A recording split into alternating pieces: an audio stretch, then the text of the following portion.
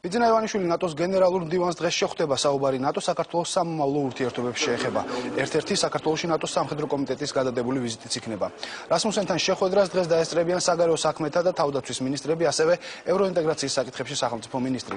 ბიძინა ივანიშვილმა შეხვედრამდე ნატოს საპარლამენტო ასამბლეის რეზოლუციას და რასმუსენის განცხადებაზე გააკეთა კომენტარი.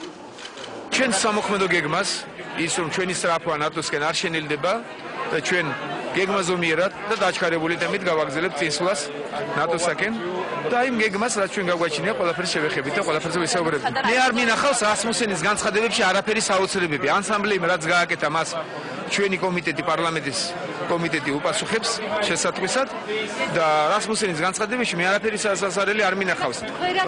შემაშფოთებელი ეს ყველაფერი აღმაშფოთებელიც არის და შემაშფოთებელიც ის რაც ხდებოდა საქართველოში ეს არის შემაშფოთებელი და არა ის რაც ხდება დღეს.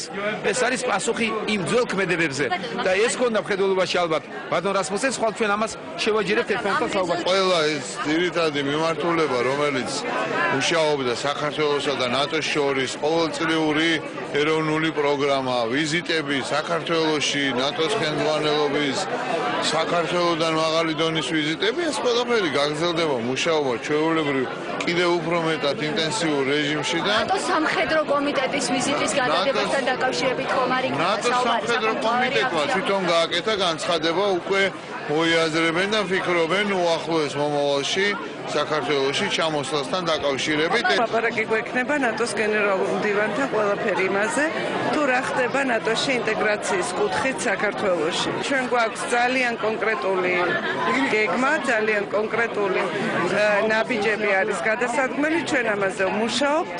ძალიან მალე იქნება ნატოს მინისტერიალი, რომელზედაც მე ჩამოვალ 4 დეკემბერს აქ ბრიუსელში, ასე რომ ყველაფერი გრძელდება გეგმის მიხედვით.